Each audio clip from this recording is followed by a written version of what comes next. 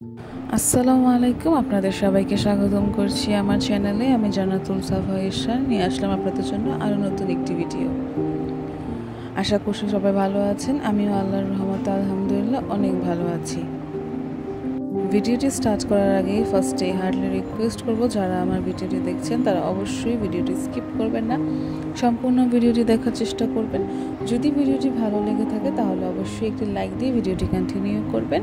যদি আপনি সব কিছুই করে থাকেন তাহলে আপনাকে অসংখ্য ধন্যবাদ। আজকে আমি আপনাদের সাথে আবারও আমার লাইফস্টাইল ভিডিও শেয়ার করব। প্রতিদিনের মতো আমি ঘুম থেকে উঠে আমার বিছানাটা গুছিয়ে নিচ্ছি। আজকে শুক্রবার ছিল, মানে জুম্মার বার ছিল, তাই ভাবলাম রুমটাকে একটু ভালোভাবে ক্লিন করব, বিছানাটা চাদরটা ওঠাবো, তার পাশাপাশি আরও সুন্দর করে ঘরটাকে পরিষ্কার করব। আজকে যেহেতু শুক্রবার ছিল তাই আমার হাজব্যান্ড বাসায় ছিল, তার ঘুম থেকে উঠতে বেশ অনেকটাই লেট হয়েছিল, তাই আমারও বিছানা তুলতে তুলতে অনেকটাই লেট হয়ে গিয়েছিল। আমি সবসময় গুছিয়ে কাজ করার চেষ্টা করি, কারণ গুছিয়ে কাজ করলে, প্ল্যান করে কাজ করলে কাজটা দ্রুত হয়, পরিপাটিও দেখায়, এমনকি সময়ও কম বাঁচে। একটু সময় যদি বাঁচাতে পারেন তাহলে সেটা নিজের জন্য একটু সময় রাখতে পারবেন। আমাদের সবারই একটু নিজস্ব টাইম দরকার হয়, একটু আলাদা টাইম নিজেকে না দিলে জীবনটা একঘেয়েমি মনে হয়। তো চেষ্টা করবেন একটু সময় নিজেকেও দেওয়ার। অবশ্যই আমাকে কমেন্ট করে জানাবেন আপনারা কিভাবে আপনাদের অবসর সময় পার করে থাকেন, অথবা কিভাবে আপনারা নিজের সাথে টাইম স্পেন্ড করে থাকেন। বিছানার চাদরটা উঠিয়ে নিচ্ছি। একটা অন্য সুন্দর একটা বিছানার চাদর বিছাবো চিন্তা করেছি। আমরা সব সময় বিছানার চাদর ধোয়ার পর মার দিয়ে রাখি, তাহলে চাদরটা কাপড়টা খুব ভালো থাকে। এমনিতে মার না দিয়ে রাখলে কাপড়টা ভালো দেখায় না, সুন্দর দেখায় না, তাই আমরা বিছানার চাদর সবসময় একটু মার দিই। আপনারাও চাইলে মার দিয়ে দেখতে পারেন, বিছানার চাদরটা খুব ভালো লাগবে বিছানোর পর। অনেক দিন হয়েছে আমাদের বাসায় হেল্পিং হ্যান্ড আসে না, সে খুব অসুস্থ ছিল, তাই আমাদের নিজের কাজ নিজেরই করতে হচ্ছে। সবাই অনেক বেশি ক্লান্ত হয়ে যায় কাজ করার পর, কারণ যখন হেল্পিং হ্যান্ড আসে তখন অনেকটা সুবিধা পাওয়া যায়, আর হেল্পিং হ্যান্ড না আসলে আসলে সবারই হয়তো বা একটু হলেও কাজ করতে দেরি হয়ে যায়, একটু হলেও সময় বেশি লাগে। তারপরও কিছু করার নেই, যেহেতু তারাও মানুষ, তাই তাদেরও একটা অবসর সময় দরকার আছে, একটু রেস্টের দরকার আছে, তাই আমরা তাদেরকে কিছু বলি না, আমরা নিজের কাজ নিজেই করে ফেলি যখন তারা না আসে আর কি। এরকমভাবে বিছানার চাদরটা সবসময় ভিতরে গুঁজে দেবেন, দেখবেন বিছানাটা অন্যরকমের সুন্দর দেখাবে, অন্যরকমই পরিষ্কার দেখাবে, ঘরটাও অনেক বেশি আকর্ষণীয় করে তুলবে। আস্তে আস্তে বালিশের কভারগুলিও লাগিয়ে নেব। একটা মজার ব্যাপার কি, আমরা দুজন বিছানায় ঘুমালেও আমাদের বালিশ কিন্তু 5টা, আমরা দুটা মানুষ 5টা বালিশ নিয়ে ঘুমাই। আমাদের একটু বেশি বালিশের প্রয়োজন হয়, আমাদের বিছানা মানুষের থেকে বেশি বালিশই দেখায়। তবে এটা হচ্ছে যার যার অভ্যাস, ছোটোবেলা থেকে অনেকগুলো বালিশ নিয়ে ঘুমানোর ফলে এই অভ্যাসটা থেকে যায়, তখন বালিশ না নিলে আর ঘুমটা ভালো হয় না, তাই আমরা একটু ভালোভাবে ঘুমানোর জন্য বেশি বালিশ ব্যবহার করে থাকি। আপনাদের কাছে বিষয়টা বেশ হাস্যকর মনে হতে পারে, কিন্তু এটা আমাদের কমফোর্টেবলের জন্য আমরা ব্যবহার করে থাকি। মেয়েদের জীবন এমনই হয়, তাই না? আমরা সব সময় ঘর পরিপাটি রাখতে পছন্দ করে থাকি, পরিষ্কার রাখতে পছন্দ করে থাকি। তাছাড়া আমার তো আরও বেশি পরিপাটি পছন্দ, তাই আমি নিয়মিত চেষ্টা করি সব কিছু নিয়মিত পরিষ্কার করার। নিয়মিত করলে হয় কি যে কাজটা দ্রুত হয়, এমনকি সুন্দরও দেখায়, মনও ভালো লাগে।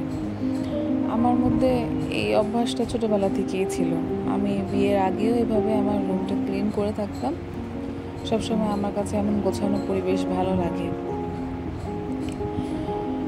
মেয়েরা সবসময় গুছিয়ে রাখতে পছন্দ করে, তারা নিজের সংসারটাকে নিজের ভালোবাসা, মায়া, মমতা দিয়ে আগলে রাখে।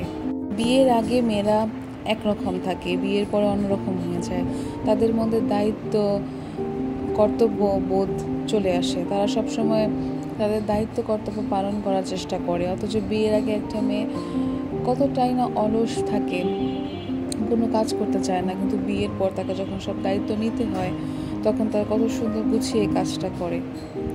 আমিও তার ব্যতিক্রম নই, আমিও বিয়ের আগে অনেক অলস ছিলাম, কিন্তু এখন নিজের ঘর সংসার সব কিছু পরিপাটি রাখার চেষ্টা করি, কারণ দেখতেও ভালো লাগে। আমার হাজব্যান্ডেরও পরিষ্কার পরিচ্ছন্নতা খুব পছন্দ, তাই আমিও চেষ্টা করি সবসময় সব কিছু একটু গুছিয়ে রাখার। আমি কাপড়গুলোও খুব সুন্দর করে ভাঁজ করতে পছন্দ করি, কারণ আমার পছন্দ না এলোমেলো কাপড় চোপড় ভাঁজ করা। আমার পছন্দ হচ্ছে সবসময় টান টান করে কাপড় চোপড় ভাঁজ করা থাকবে, তারপর পরলেও সুন্দর দেখাবে। তাই আমি সবসময় ভাবে একটু টান টান করে কাপড় ভাঁজ করে থাকি, যাতে পরার সময় সুন্দর দেখায়। আমার কাছে সৌন্দর্যটা অনেক বেশি ফ্যাক্ট করে, কেন জানি আমার কাছে মনে হয় মানুষের মেন আকর্ষণীয় হচ্ছে তার সৌন্দর্য। সুন্দর না থাকলে কোনো কিছু আমার কাছে ভালো দেখায় না। আমার কাছে সৌন্দর্যটা খুব ভালো লাগে, মানে সৌন্দর্য থাকলে আমার কাছে মনে হয় যে সেটা আমাকে আকর্ষণ করে, সুন্দর না থাকলে সেটা আমাকে কীভাবে আকর্ষণ করবে। তাই আমি চেষ্টা করি সব কিছু পরিপাটি গোছানো রাখার। আমি চেষ্টা করি সবসময় নিজেও একটু পরিপাটি থাকার, সবসময় নিজেকেও একটু গুছিয়ে রাখার চেষ্টা করি। নিজের সংসারটাকেও আস্তে আস্তেভাবে গুছিয়ে রাখছি। সংসার যেহেতু নতুন জীবন শুরু করেছি, মাত্র 1 বছর হয়েছে, তাই আমার হয়তো বা ততটা মায়া ততটা মমতা কাজ করে না, কিন্তু তারপরও এতদিনে একটু হলেও অনেকটা কিছু শিখেছি, অনেক মায়া মমতায় জড়িয়েছি, নিজের সংসারটাকে ভালোবাসতে শিখেছি, গুছিয়ে রাখতে শিখেছি।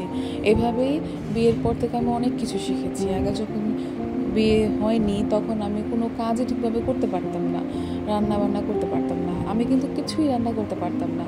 এই 1 বছর আমার বিয়ে হওয়ার পর আমি যতটুকু শিখেছি ততটুকুই আমি মনে করি আলহামদুলিল্লাহ আমি অনেকটা শিখতে পেরেছি। আশা করছি যে জীবনে হয়তো আরও অনেক কিছু শিখতে পারবো।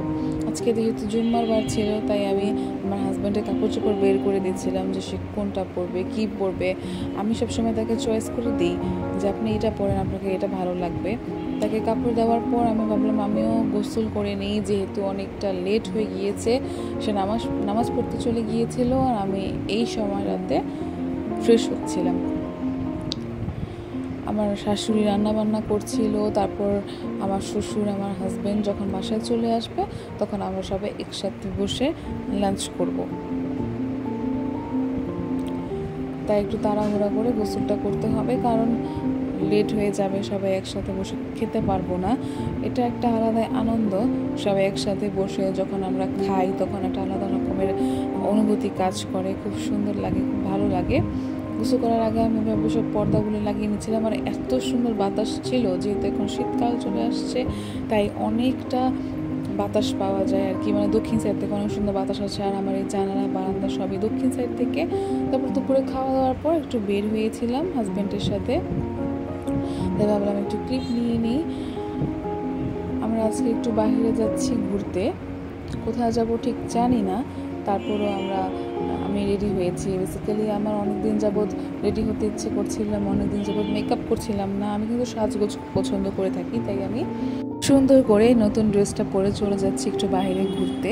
আজকের ভিডিওটি ছিল এই পর্যন্তই। ধন্যবাদ সবাইকে। আল্লাহ হাফেজ। আসসালামু আলাইকুম।